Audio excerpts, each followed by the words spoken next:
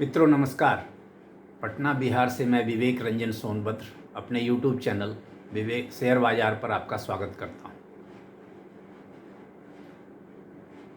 आज बात शेयर बाज़ार के सिरमौर भारतीय शेयर बाज़ार के सरताज रिलायंस इंडस्ट्रीज़ की। मित्रों आप भी देख रहे होंगे, समझ रहे होंगे कि पिछले 2 सालों में अच्छे बड़े बड़े खास करके लॉन्ग टर्म लार्ज कैप वाले जो स्टॉक हैं उन्होंने 2 साल में कोई खास कमाई नहीं की है। जैसे रिलायंस ही 2 साल में 16% नीचे गया है और 1 साल में 8% नीचे गया है। तो समझिए कि आपको नुकसान ही नुकसान है पिछले 2 सालों में।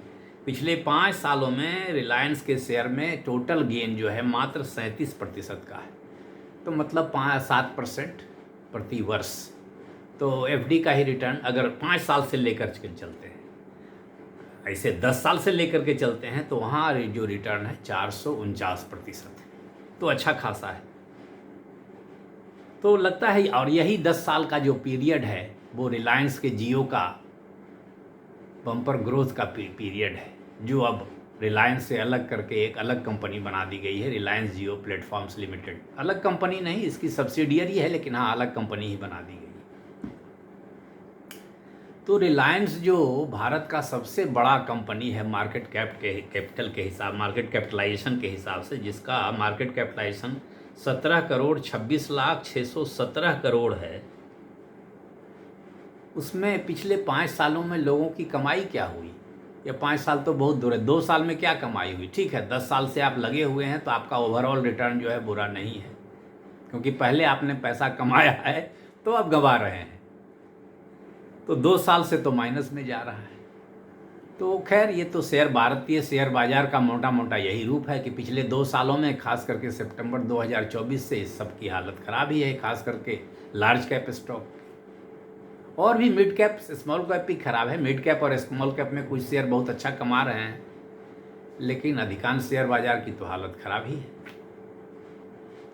तो इसे बर्दाश्त करना पड़ेगा। हो सकता है शेयर बाज़ार को लोग साइक्लिकल बोलते हैं, अब अच्छे दिन आएंगे।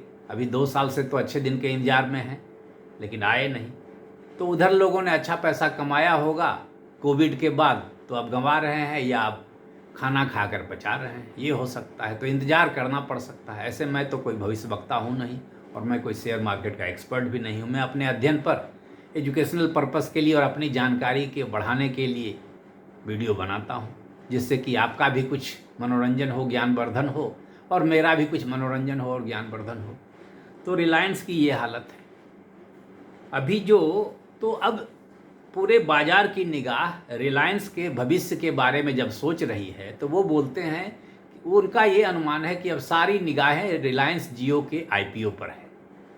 जो जियो इसको आज तक रिलायंस को आगे बढ़ाते गया इधर पिछले 10 सालों में, 12 सालों में, जो भी हो, वो आगे भी इसको बढ़ाएगा। कुछ लोग ऐसा कहते हैं। देखिए, क्यों लोग कहते हैं कि जब जियो की लिस्टिंग हो जाएगी, जिसका कि डीआरएचपी इन्होंने 19 जून को फाइल कर दिया है, तो इसमें वैल्यू अनलॉकिंग होगी। 35% तक लोग बोल रहे हैं वैल्यू अनलॉकिंग होगी। अब होगी कि नहीं होगी, या पहले ही वैल्यू अनलॉकिंग हो गई है जियो से पिछले 10 सालों में, ये तो बाजार ही बताएगा। इनका कहना है कि लोगों का कहना है, ब्रोकरेज हाउसेज का कहना है, एक्सपर्ट का कहना है कि जियो प्लेटफॉर्म का जो आईपीओ आएगा, और जियो की जो योजना है, इस बार जो एनुअल जनरल मीटिंग में रिलायंस ग्रुप ने जो जियो के भविष्य की बात कही कि इसमें एआई पर काम होगा, पूरे डिजिटल नेटवर्क पर काम होगा, और नेटवर्किंग जो जियो का जो काम है, मोबाइल कनेक्टिविटी और ब्रॉडबैंड आदि इस सब पर तो काम होगा ही होगा। आर्टिफिशियल इंटेलिजेंस पर काम भी होगा, और न्यू एनर्जी सेक्टर पर भी काम होगा। जैसे नए एनर्जी में जो रिन्यूएबल में हाइड्रोजन हो या और कोई एनर्जी हो, न्यूक्लियर एनर्जी हो, जो भी हो, उस सब पर काम होगा। तो उम्मीदें बहुत बढ़ाई है एजीएम ने, लेकिन एजीएम ने बढ़ाई उम्मीदें, तो एजीएम के बाद जो शेयर का भाव था 22 जून को, इसका शेयर का भाव था 1325 रुपया और अभी है 1276 रुपया। तो एजीएम के बाद भी शेयर के प्राइस में कोई बढ़ोतरी नहीं हुई, थोड़ा बना घटा ही है। तो ये हालत है। अब इंतजार केवल रिलायंस जियो प्लेटफॉर्म के आईपीओ का है, जो कि हो सकता है वैल्यू अनलॉकिंग हो तो भाव बढ़े। तो जियो का जो आईपीओ आने वाला है वो सबसे बड़ा आईपीओ माना जा रहा है देश का। उसमें ये बताया जा रहा है कि 37,700 करोड़ का आईपीओ होगा और ये लगभग 27 करोड़ नए शेयर जारी होंगे।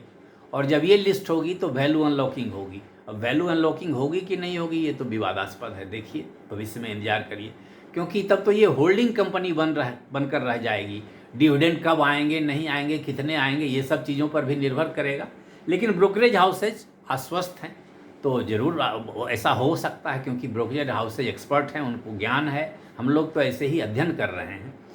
जैसे जेफरीज ने टारगेट दिया है 1 साल का, जून में दिया है ये सब टारगेट, 23 जून की खबर है। 1675 का टारगेट दिया है। नोमुरा ने 1640 का टारगेट दिया है। सिटी ने 1680 का टारगेट दिया है। मोतीलाल ओसवाल ने 23 जुलाई 2026 को अपने ऐप पर जो कंपनी की रिपोर्ट रहती है उसमें कंपनी अपडेट में इसका टारगेट 1550 दिया है। तो मोटा मोटा 300 रुपये, 300-400 रुपये की बढ़ोतरी सब लोग कर रहे हैं इसमें। तो 300-400 रुपये मतलब 35-40% की बढ़ोतरी हो सकता है इसके शेयर में, हो कुछ दिनों में, वैल्यू अनलॉकिंग होने के बाद, आईपीओ लिस्ट होने के बाद, आदि आदि, ये सब लोग कह रहे हैं।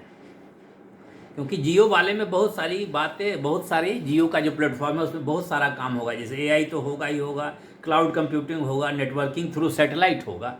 ये अब जो करने जा रहे हैं रिलायंस जियो वाले, 1600 लो ऑर्बिट सैटेलाइट लगाना चाहते हैं, जिससे कि डायरेक्ट मोबाइल कनेक्टिविटी दी जाएगी। जैसे जो काम अमेरिका में स्पेस एक्स कर रहा है और जेफ बेजोस की कंपनी AWS कर रही है, अमेजन वेब सर्विसेज या जो भी हो उनकी कंपनी भी कर रही है, डायरेक्ट सैटेलाइट से कनेक्टिविटी फ़ोन में दे रही है, वो भारत में रिलायंस भी करेगी। बाद में तो सुनते हैं एयरटेल की भी योजना है वह काम करने की। तो ये सब काम की बात जब हो रही है तो लोग बोल रहे हैं कि 35%, 30% का पोटेंशियल अपडेट की संभावना इस स्टॉक में है। तो संभावना बता रहे हैं। अभी तक तो हालत ख़राब ही है। मैंने 10 साल का रिटर्न, 5 साल का रिटर्न, 2 साल का रिटर्न, 1 साल का रिटर्न बताया और अभी का भी रिटर्न बता रहा हूँ। अभी अब देखिए इसका कि इसका आज का भाव 1276 रुपये है और इसका बुक वैल्यू 668 रुपये है। मतलब मोटा मोटा सीधा सीधा दो के बुक वैल्यू पर अभी ये ट्रेड कर रहा है। पी अभी इसका 23 है, तो 23 कोई सस्ता नहीं है, लेकिन रिलायंस का पी 23 से ऊपर ही रहता है, ज़्यादा ही रहता है। 5 साल का मीडियन पी इसका 25.4 आता है, जो कि उस मीडियन पी 5 साल के मीडियन पी से भी नीचे है। ROE 8.91 है, इतनी बड़ी कंपनी है, ROE 8.91 है, तो बहुत ज़्यादा ग्रोथ की संभावना, बहुत ज़्यादा इनकम की संभावना बड़ी बड़ी कंपनियों में तलाशना बड़ा मुश्किल है। तो अगर मार्केट के हिसाब से देखें, इसके पिछले रिकॉर्ड के हिसाब से, तो शेयर तो लगता है कि ठीक है, इन्वेस्टमेंट के लायक है, सस्ता ही है और गिरा हुआ भी है। पिछले 5 साल के मीडियन पी से भी नीचे पे ट्रेड कर रहा है। 2 साल में माइनस में रिटर्न है, 1 साल में भी माइनस में रिटर्न है, 5 साल में मात्र 37% का रिटर्न है। तो शेयर तो सस्ता लगता है, लेकिन अब आगे इसकी क्या चाल होगी यह तो भविष्य ही बताएगा। क्योंकि ऐसा कुछ नहीं है, शेयर बाजार में फंडामेंटल भी काम करता है और सेंटीमेंट भी काम करता है। तो भारतीय शेयर बाजार का सेंटीमेंट तो पूरा अभी तक नेगेटिव ही जा रहा है। स्टॉक स्पेसिफिक कुछ एक्शन हो रहे हैं, ओवरऑल जो इंडेक्स पर आधारित काम है वो मोटा मोटा गड़बड़ ही है। सितंबर 2024 में ऑल टाइम हाई पे गया था सेंसेक्स, निफ्टी आदि, फिर बाद में 25 में भी एक बार वहाँ गया, थोड़ा ऊपर नीचे जा करके अभी फिर नीचे ही है। अभी वही 77,000, 78,000, 76,000 पे चल रहा है। ऑल टाइम हाई तो इसका 86,000 सेंसेक्स का है। अभी निफ्टी 24,300, 400, 200 इसी पर चल रहा है। हाईएस्ट तो इसका 26,000 कुछ था। तो 2 साल में नीचे ही है। तो रिलायंस भी नीचे है, HDFC बैंक नीचे है, सारे शेयर बाजार नीचे हैं। अब रिलायंस जियो प्लेटफॉर्म का IPO भी सस्ता आएगा कि नहीं आएगा, उसमें निवेश की संभावना अच्छी रहेगी कि नहीं रहेगी, कहना बड़ा मुश्किल है। अभी SBI फंड्स मैनेजमेंट का IPO तो ग्रे मार्केट से भी सस्ता आया, मतलब आर्टिफिशियल ये जो ऑफ मार्केट प्राइस जो था, अनलिस्टेड मार्केट प्राइस, उससे कम में आया, लेकिन लिस्टिंग गेन कोई खास हुआ नहीं। शुरू में 4-5-6% हुआ, अभी तो वहीं पहुंचा हुआ है, 2 रुपये ऊपर है, 576 पे है। तो जियो प्लेटफॉर्म में क्या होगा, बड़ा IPO है। अभी एक और बड़ा IPO आया हुआ है मणिपाल हॉस्पिटल्स का, इसका आईपीओ देखिए कैसा परफॉर्म करता है। तो हो सकता है बाजार की दशा दिशा आप लोग को भी पता चले। तो मित्रों, रिलायंस आंकड़ों में कह सकता है कोई कि सस्ता है, ऐसे कोई बहुत सस्ता नहीं है। 23 का पी कोई सस्ता नहीं है।